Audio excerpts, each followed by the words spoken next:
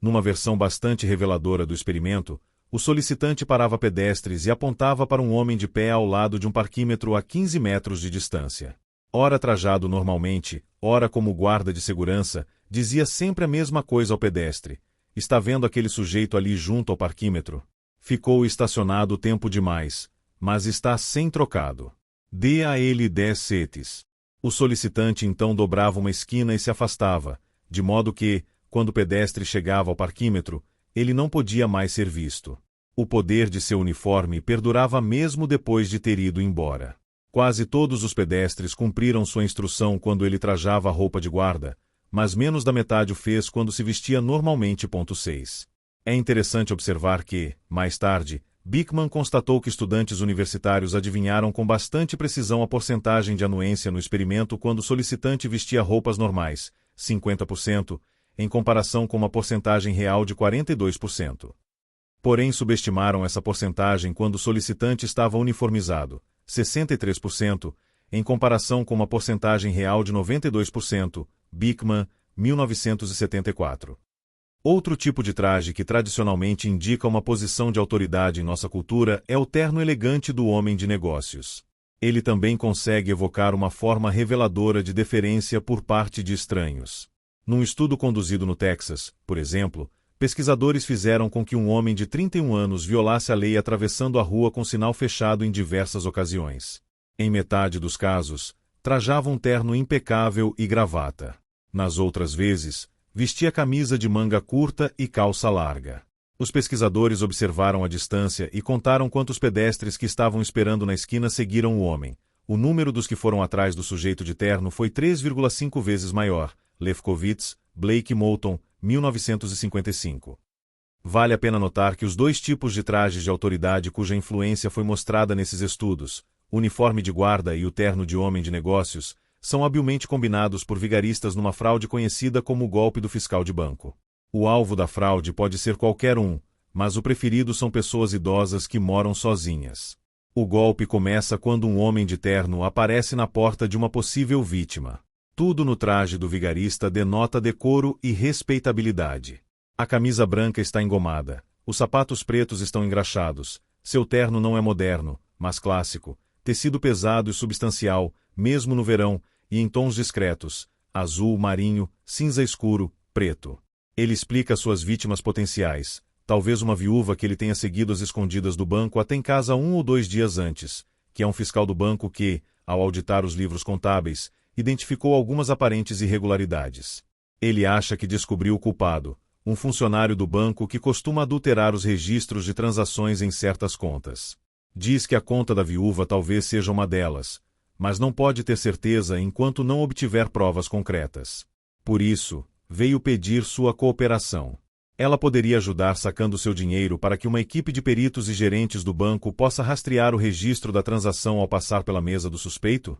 Muitas vezes a aparência e a apresentação do fiscal do banco são tão impressionantes que nem passa pela cabeça da vítima ligar para o banco a fim de checar se aquilo é verdade. Em vez disso, ela vai direto ao banco, saca todo o seu dinheiro e volta para casa com ele para guardar, junto com o inspetor, notícias sobre o sucesso da armadilha. A mensagem é trazida por um guarda bancário uniformizado que chega após o expediente para anunciar que está tudo bem. Aparentemente a conta da viúva não estava entre aquelas que foram adulteradas.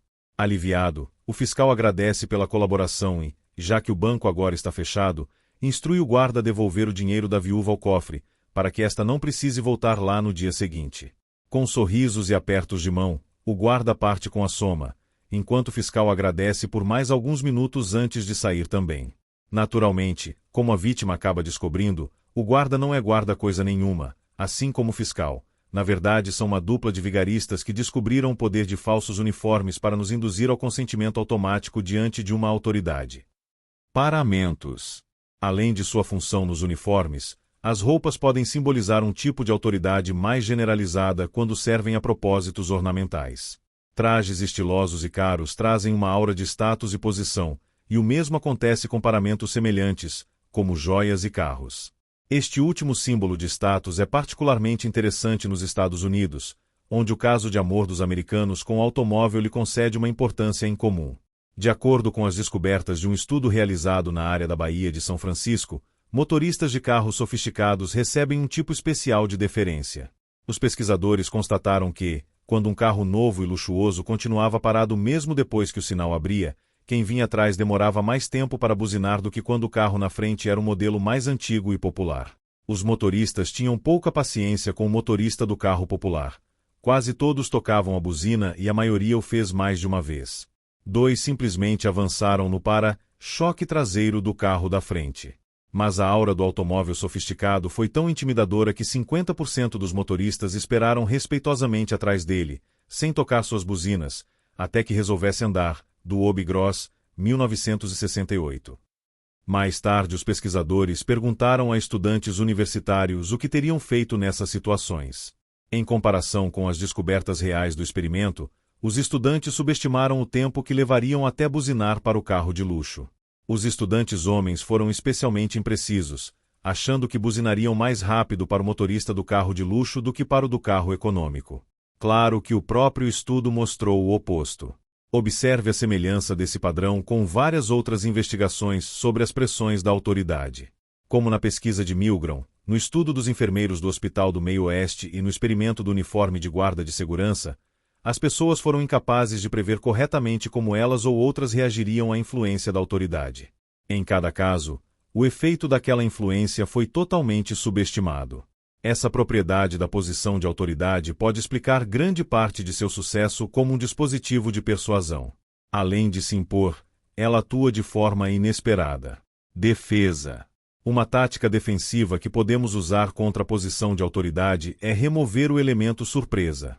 Como em geral não percebemos o profundo impacto da autoridade e de seus símbolos sobre nossas ações, não tomamos precauções suficientes em relação à sua presença nas situações de consentimento.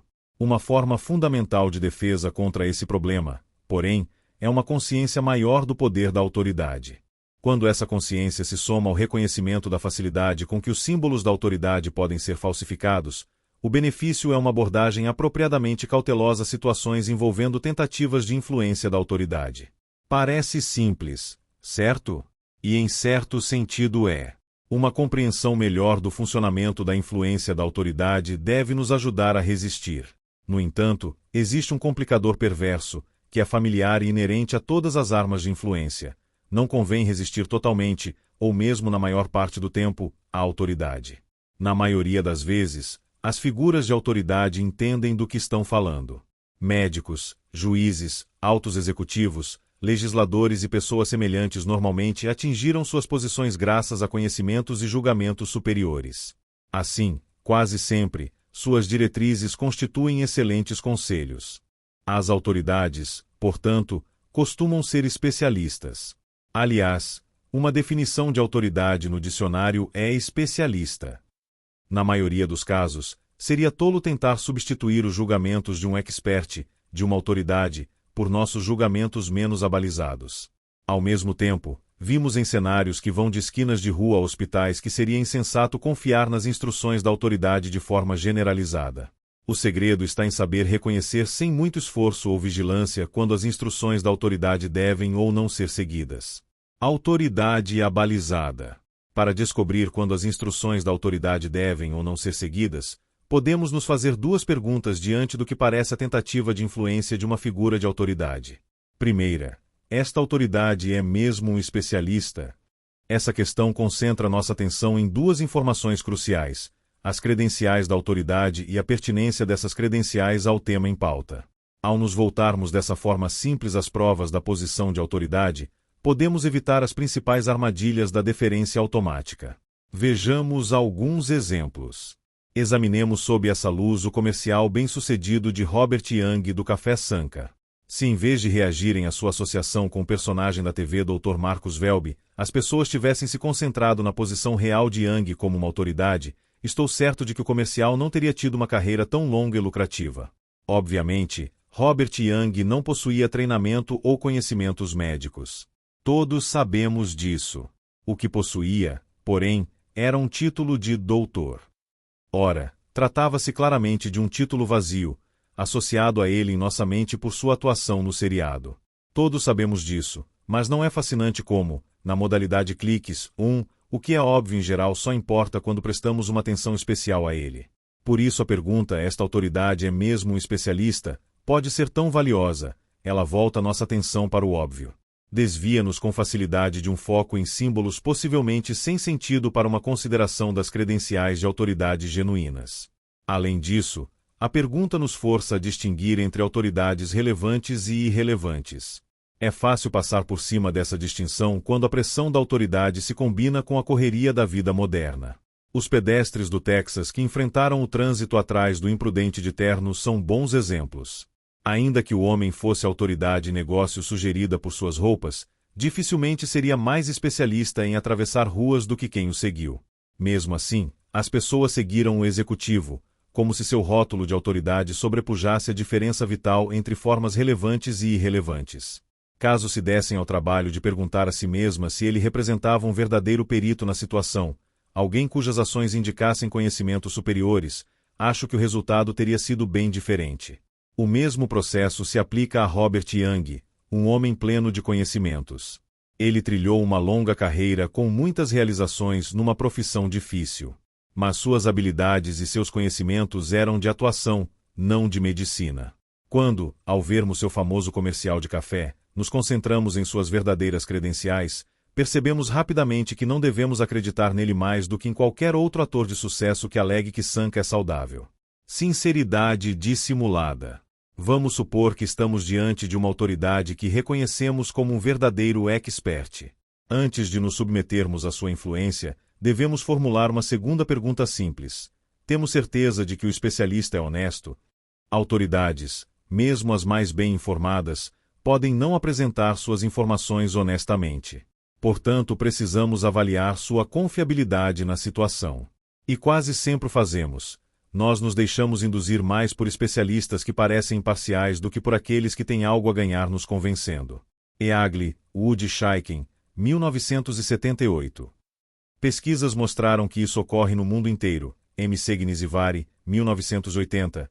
E já em crianças no segundo ano do ensino fundamental. Musicale, 2005. Ao nos perguntarmos como um especialista pode se beneficiar de nosso consentimento, concedemos-nos outra rede de segurança contra a influência indevida e automática. Mesmo autoridades versadas no assunto não irão nos convencer se não tivermos certeza de que suas mensagens são representações fiéis dos fatos. Van Overvale e Eligen, 2006. Ao nos indagarmos sobre a confiabilidade de uma autoridade, devemos ter em mente uma pequena tática que os profissionais da persuasão costumam usar para assegurar sua sinceridade: defender algo contra seus próprios interesses. Se praticada de maneira correta, essa abordagem pode ser um dispositivo sutil, mas eficaz, para provar sua honestidade. Talvez mencionem uma pequena deficiência em seu cargo ou em seu produto. Porém, a desvantagem será sempre secundária e facilmente compensada por vantagens mais significativas. Avis, somos a número 2, mas nos esforçamos mais. L'Oréal, nossos produtos são mais caros, mas você vale muito. Ao comprovarem sua honestidade básica em questões menores, os profissionais da persuasão que aplicam esse estratagema podem depois aparentar maior credibilidade ao enfatizarem os aspectos importantes de seu argumento. Hunt, Donzal e Kernan, 1981, Setley Gordon, 1974, Ward e Brenner, 2006.